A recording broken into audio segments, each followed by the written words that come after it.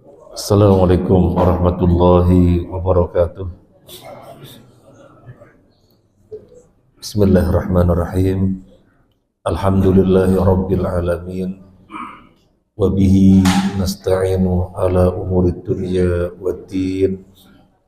Wassalatu wassalamu ala asyrafil anbiya'i wal mursalin wa ala alihi wa ashabihi ajma'in. Wala hawla wala quwata illa billahil aliyyil azim. Amma ba'd. Para jamaah rahimani wa rahimakumullah, kajian kita tafsir surat Yunus. Malam hari ini kita memulai dari ayat 107. Ayat 107, kemudian 108, kemudian 109, maka sudah selesai surat Yunus. Kita memulai a'udzu billahi minasyaitonir rajim.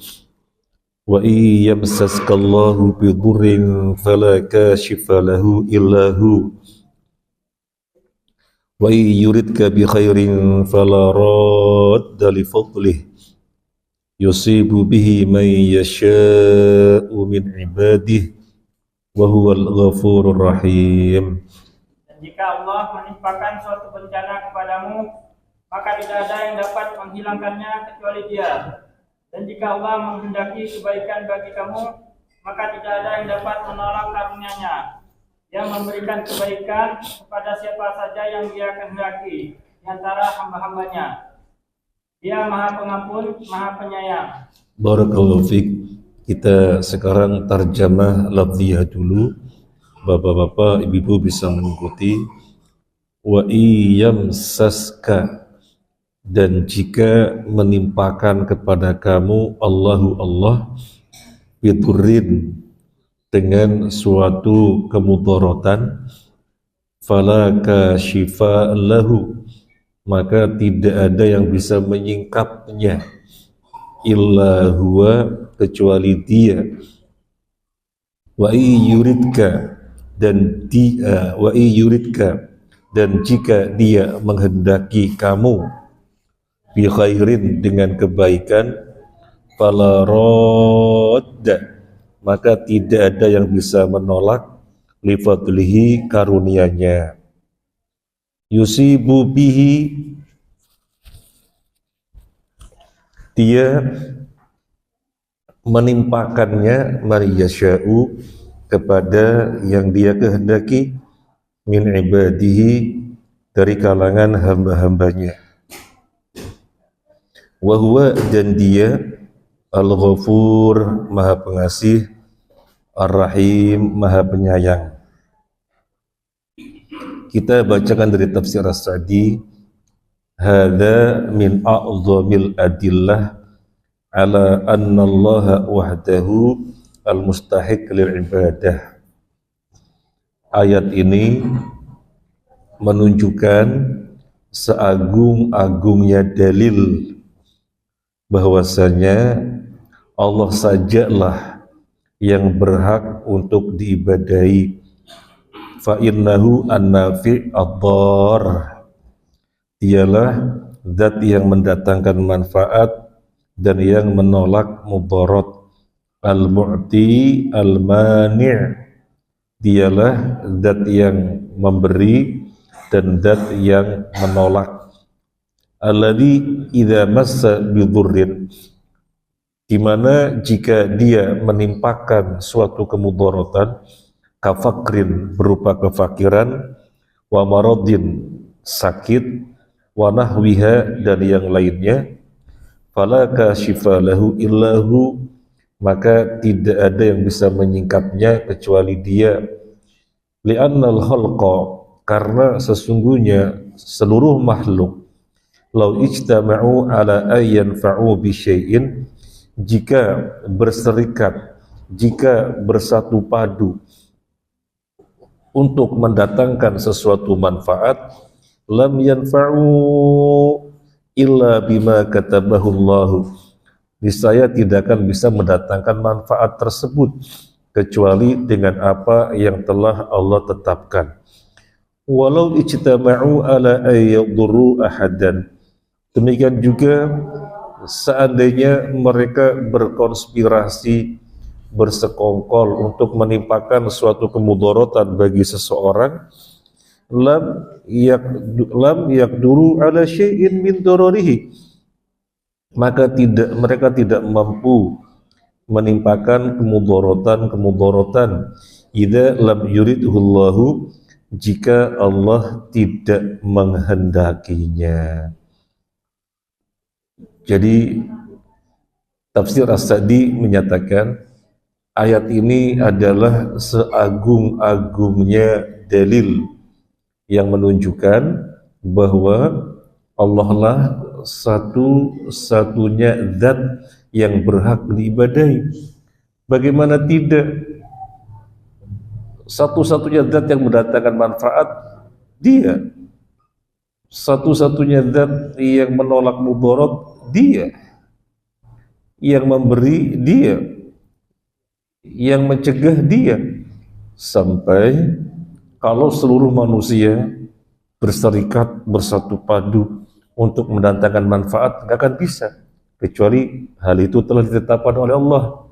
Sebaliknya, kalau seluruh manusia berkonspirasi, bersekongkol untuk menimpakan mudarat, juga tidak akan bisa kalau Allah tidak menghendakinya. Maka Dialah satu-satunya zat yang berhak diibadahi. Dan kita setiap hari berikrar. Ketika kita berikrar dengan hal ini, ketika kita bangun dari ruku, sami Allahu liman hamidah, Rabbana lakal hamdu mil'as samawati wa mil'al ardi wa mil'a ma bainahuma wa mil'a ma syi'ta min syai'in ba'd. Kemudian Allahumma la mani'a lima a'taita, ya Allah, tidak ada yang bisa menghalangi jika Engkau memberi, wala mu'tiya lima mana'ta, dan tidak ada yang bisa memberi kalau Engkau menghalangi, wala yanfa'u dzal jaddi, tidak bermanfaat pemilik harta, wala yanfa'u dzal jaddi, tidak bermanfaat pemilik harta, minka al-jaddu, darimulah seluruh kekayaan, tidak bermanfaat pemilik kekayaan, minka al-jaddu, karena darimulah seluruh kekayaan. Nah, kita berikrar dengan ikrar semacam ini kalau kita i'tidal dan membacanya. Jadi ini dalil yang paling agung bahwasanya Dialah satu-satunya zat yang disembah. Kemudian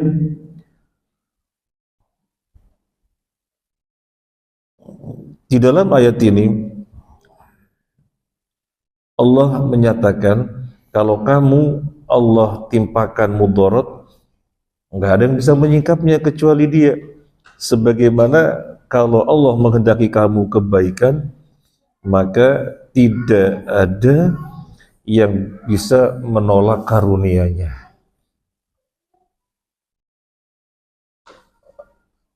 Kalau orang menyadari ayat ini, dia pasti akan menjadi orang yang sangat qanaah, orang yang sangat nerimo.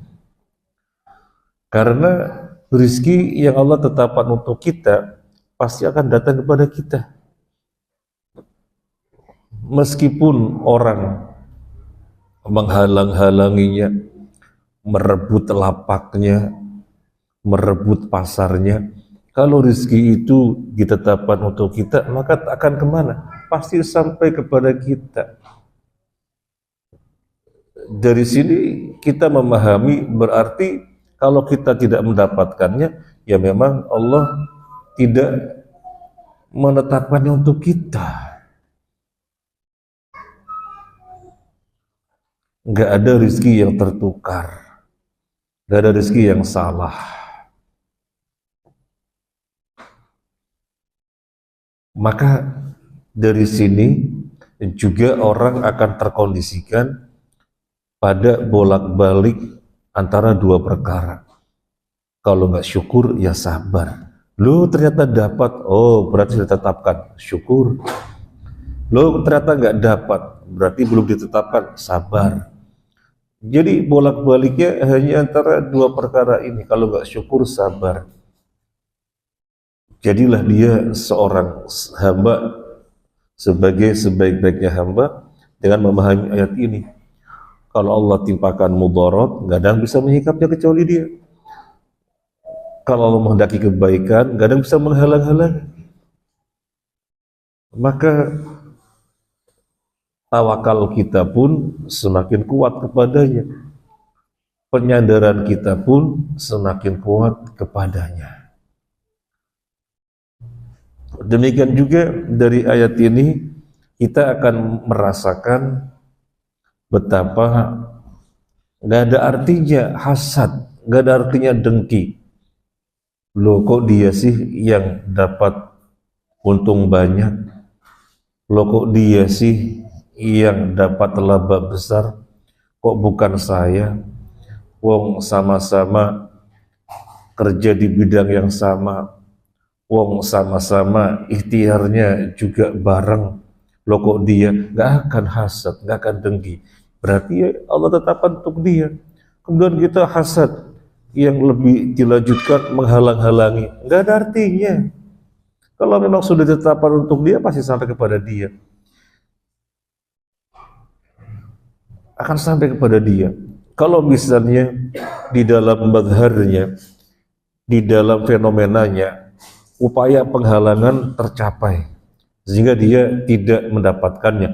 Iya, dia tidak mendapatkannya. Dari jalan ini dia tidak mendapatkannya. Tapi kalau memang rezeki itu sudah Allah tetapkan untuk dia, ya dari jalan yang lainnya. Ya dari jalan yang lainnya. Rezeki tidak akan salah. Yusibu bihi ma yasha'u min ibadihi. Allah menimpakannya, Allah mengenakannya kepada siapa saja yang dia kehendaki. Yang dia kehendaki. Karena Allah Maha berkehendak. Dialah zat yang memuliakan dan zat yang merendahkan. Dialah zat yang memberikan kekuasaan dan yang mencabut kekuasaan. Dari antara hamba-hambanya yang dikehendaki. Kemudian ditutup dengan wahuwal ghafurur rahim. Ayat ini ditutup dengan wahuwal ghafurur rahim. Dan dia al-ghafur, zat yang maha pengampun. Di dalam Al-Quran disebutkan ada ghafur, ada ghaffar, ada ghafir. Ketiga-tiganya nama Allah. Kalau kita lihat terjemahannya ya maknanya sama saja. Ghafur, zat yang maha pengampun. Ghaffar juga zat yang maha pengampun. Ghafir juga zat yang maha pengampun. Tetapi ketiganya ada perbedaan. Ghafir, Allah maha mengampuni dosa kecil, dosa yang sedikit. Kalau Ghafur, Allah mengampuni dosa yang banyak. Kalau Ghaffar, Allah mengampuni dosa sebesar apapun, meskipun sepenuh langit dan bumi. Jadi ketika seorang hamba berbuat dosa kecil dan menghadap Allah, bertaubat, akan mendapati Allah sebagai Ghafir. Ketika dia berbuat dosa banyak, dia mendatangi Allah, bertaubat kepadanya, akan menjumpainya sebagai Ghafur. Dan ketika dia berbuat dosa besar sekali dan bertaubat kepada Allah, akan menjumpainya sebagai Al-Ghaffar. Al-Ghafur li jami'iz zalat alladhi yuwaffiqu 'abdahu li asbabi maghfiratihi. Allah Al-Ghafur terhadap seluruh ketergelinciran, di mana Allah memberikan taufik kepada seorang hamba yang akhirnya hamba ini berbuat perkara-perkara yang merupakan faktor diampuninya dia atas dosa-dosa yang diperbuatnya. Allah Al-Ghafur. Allah Al-Ghafur. Seseorang tergelincir, banyak tergelincir. Allah Al-Ghafur. Maka Allah memberinya taufik kepada dia, sehingga dia memiliki kekuatan yang besar untuk banyak beristighfar, untuk bangun malam, untuk sodako, dan yang lainnya, di mana semuanya itu faktor dihapuskannya dosa-dosa. Kemudian Allah Ar-Rahim, wa huwal Ghafurur Rahim, alladzi wasiyat rahmatu kulla syai' wa wasala juduhu ila jami'il mawjudat bihaitsu la tastahni an ihsanihi tarfata ain. Allah Ar-Rahim. Ar-Rahim, rahmatnya meliputi segala sesuatu, kebaikannya sampai kepada seluruh makhluk apapun yang ada di muka bumi, dan tidak ada satu makhluk pun yang tidak butuh kepada rahmatnya. Semuanya membutuhkan, dan Allah rahmatnya meliputi segala sesuatu.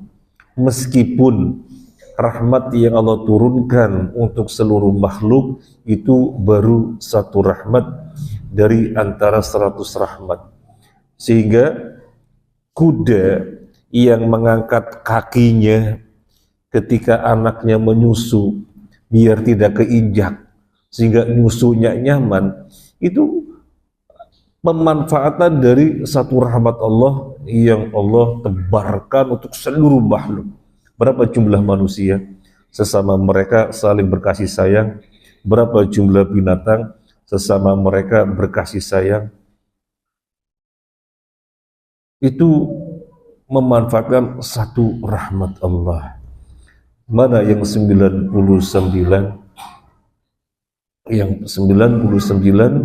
ada padanya yang diberikan kepada makhluk baru satu rahmat, tetapi sedemikian dahsyatnya, dan semuanya membutuhkan rahmat Allah Azza wa Jalla. Nabi sallallahu alaihi wasallam melihat tawanan yang dia terlepas dari anaknya. Dia mencari-mencari, kemudian menemukan anaknya yang terlepas, didekapnya, dipeluknya sedemikian rupa. Nabi kemudian bertanya kepada para sahabat, mungkin enggak ibu ini melemparkan anaknya? Tidak mungkin. Tidak mungkin. Itulah rahmat yang Allah berikan kepada makhluknya. Seorang ibu mencari sedemikian rupa anaknya karena terlepas, kemudian setelah ketemu didekapnya sedemikian rupa. Itu baru pemanfaatan satu rahmat.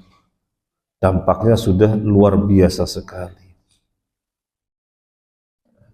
Maka dari pemahaman ini, orang tidak akan putus asa. Satu rahmat saja sedemikian dahsyatnya, padahal Allah memiliki 100 rahmat. Tidak ada putus asa. Pasti akan lari kepada Allah Azza wa Jalla. Pasti akan lari kepada Allah Azza wa Jalla. Ini yang menjadikan Nabi Ya'qub tenang. Meskipun kesedihannya dari kehilangan Nabi Yusuf menjadikan matanya kabur, menjadikan badannya kurus karena kesedihannya sedemikian rupa, tetapi hatinya tenang karena Allah Ar-Rahim. Pada saatnya nanti pasti Allah akan mempertemukannya. Beliau bertambah sedih lagi ketika adiknya yang bernama Benyamin juga harus hilang, yang ternyata ditahan oleh Nabi Yusuf. Tapi saudara-saudaranya tidak tahu kalau itu ditahan oleh Nabi Yusuf. Taunya Benyamin mencuri bejana milik raja sehingga harus dihukum, diperbudak selama 1 tahun. Tahunnya itu, sehingga kembali ke rumah nggak bawa Benyamin. Tambah sedih lagi ayahnya. Tambah sedih lagi ketika anaknya yang pertama yaitu Yahuda tidak mau pulang gara-gara Benyamin ditangkap dan harus dijadikan budak karena mencuri, sehingga pulang ke ayah tidak membawanya padahal sudah berjanji akan pasti membawa Benyamin kecuali kalau darurat perang dan yang lainnya. Kenyataannya tidak ada darurat perang, gak ada pengepungan, pulang gak bawa Benyamin, dia ketakutan sehingga gak pulang. 3 anaknya tidak kembali ke rumah terlepas dari beliau alaihissalam, maka sedihnya bertambah-tambah.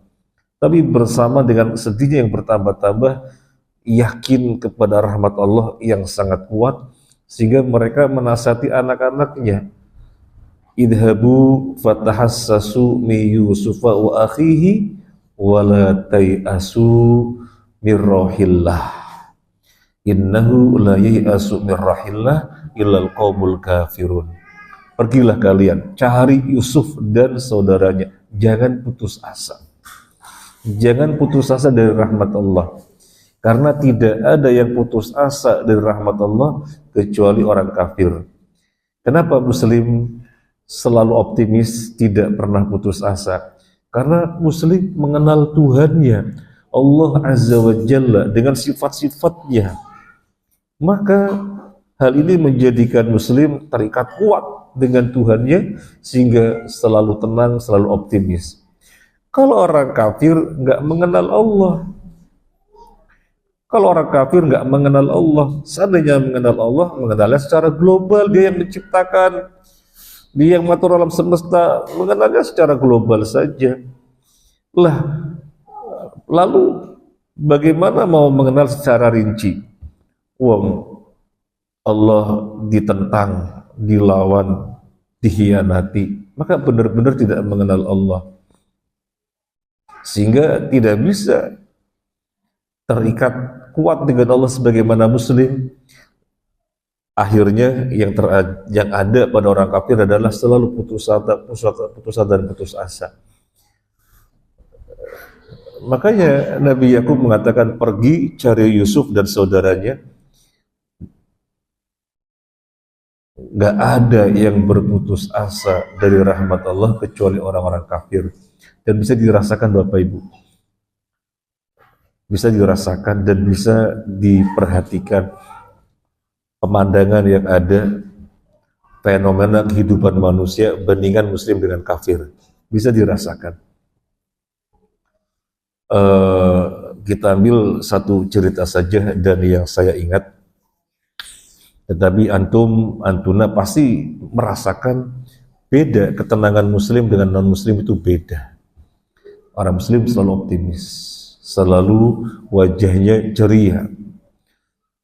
Bagaimanapun dan bagaimanapun selalu ceria. Karena terikat kuat kepada Allah Ar-Rahim. Nah, suatu ketika, waktu itu masih rame-ramenya COVID, meskipun sudah mulai reda, kita ngantar anak ke dokter gigi di Jalan Kertajaya. Ada klinik untuk gigi dan dia mau, padahal banyak yang nggak mau karena lagi COVID, ya sudah mulai mereda. Kemudian setelah selesai kita perlu taksi, datang taksi, kita melihat auranya sudah merasakan kok wajahnya nggak cerah, jangan-jangan bukan Muslim. Tapi kan nggak tahu Muslim apa bukan. naik taksi. Kemudian ketika jalan mulai ada ngobrol, perbincangan. Kita nanya-nanya, jawabannya apa? Kalau nggak banting setir seperti ini, Pak, narik taksi, mate aku. Jadi sepanjang perjalanannya itu kata-kata yang muncul adalah mate hancur. Kata-kata itu, kata-kata putus asa. Ini mungkin orang kafir ini dalam hati. Jadi melihat wajahnya tidak ada aura cahaya. Kemudian ketika ngobrol, kata-kata yang muncul itu kata-kata yang maknanya, yang narasinya adalah keputusasaan. Akhirnya saya mencoba bertanya untuk memastikan ini muslim apa bukan. Tapi kita sudah mulai yakin ini bukan muslim. Kita bertanya, Bapak keluarga besar? Iya. Semuanya muslim atau bagaimana? Oh enggak ada muslim. Oh, berarti dia bukan muslim. Coba kalau muslim, ada masalah apa? Inna lillahi wa inna ilaihi raji'un. Ada masalah apa? Qadarullah ma syaa fa'al. Ada masalah apa? Lari kepada Allah. Allahumma ajurni fi musibati wa akhlif li khairan minha. Jadi mengenal Tuhannya, maka selalu optimis, apalagi mengetahui Allah Ar-Rahim. Nah, kemudian kenapa ayat ini ditutup dengan Al-Ghafur Ar-Rahim? Konteksnya statement Allah, firman Allah bahwasanya nggak ada yang bisa menghalang-halangi kalau dia kasih, dan nggak ada yang bisa ngasih kalau dia halang-halangi, yang menunjukkan dalil dialah satu-satunya zat yang wajib diibadahi karena dialah satu-satunya Tuhan. Kemudian wa huwal ghafurur rahim, dialah zat yang maha pengampun, zat yang maha rahim. Kenapa? Karena kita sebagai hamba di dalam aktivitas menjalani kehidupan ini, meskipun kita yakin mengimani Allah lah satu-satunya Tuhan yang harus kita ibadahi, tetapi di dalam perjalanannya ada saja ketergelinciran. Meskipun kita yakin seyakin-yakinnya, kita harus menghambakan diri kepada Allah, tetapi kadang-kadang kita berucap, kita bertindak tanduk yang lepas dari konsekuensi. Dialah satu-satunya Tuhan. Dialah satu-satunya Tuhan. Misalnya sakit, ngomel-ngomel, itu kan sudah lepas dari mana dialah Tuhan yang memberi sakit, yang menyembuhkan, dan yang lainnya. Kenapa mesti ngomel-ngomel? Serahkan kepada zat yang membuat sakit. Kemudian misalnya ketika diberi sembuh, juga tidak menunjukkan syukur, malah muji-muji obatnya. Gara-gara obat ini top chair, gara-gara dokternya top. Ini kan sudah lepas dari makna bahwasanya dia adalah satu-satunya Tuhan. Jadi ada ketergelinciran. Maka ketika terjadi ketergelinciran, langsung kembali kepada Allah. Dia itu Al-Ghafur dan Ar-Rahim. Kemudian para jamaah, mana yang disebutkan lebih dahulu? Ghafur apa Rahim? Ghafur. Kenapa Ghafur disebutkan terlebih dahulu? Karena untuk mendapatkan rahmat, seseorang mesti mendapatkan ampunan terlebih dahulu dari Allah. Mendapatkan ampunan terlebih dahulu, baru mendapatkan rahmat. Dia diampuni oleh Allah sebagai Al-Ghafur, maka mendapatkan rahmat, dan yang paling tinggi adalah surga Allah Ar-Rahim. Sehingga Ghafur disebutkan lebih dulu daripada Ar-Rahim. Al-Ghafurur Rahim. Kemudian kenapa tidak disebut dengan Ar-Rahman? Wa huwal Ghafurur Rahman. Tetapi disebutkan dengan wa huwal Ghafurur Rahim. Secara makna sama, Rahman, zat yang maha rahmat. Rahim, zat yang maha rahmat. Kenapa tidak disebutkan wa huwal Ghafurur Rahman, tapi wal Ghafurur Rahim? Karena ayat ini konteksnya dengan perbuatan. Konteksnya dengan perbuatan. Allah memberi, maka nggak ada yang bisa menghalangi. Allah menghalangi, maka nggak ada yang bisa memberi. Dialah satu-satunya Tuhan yang berkehendak. Dialah satu-satunya Tuhan yang berbuat sekehendaknya terhadap hambanya. Siapa saja yang dikehendakinya. Jadi konteksnya adalah perbuatan Allah. Maka yang lebih tepat disebutnya dengan Ar-Rahim. Karena Ar-Rahim adalah Allah Maha Rahmat terkait dengan perbuatannya. Kalau Rahman, Allah Maha Rahmat terkait dengan zatnya. Kalau Rahman, Allah Maha Rahmat terkait dengan zatnya. Makanya ketika Allah menginformasikan dirinya di mana? Di atas arsy. Allah menyebut dirinya dengan Ar-Rahman. Ar-Rahman alal arsyish tawa. Ar-Rahman di atas arsy istawa.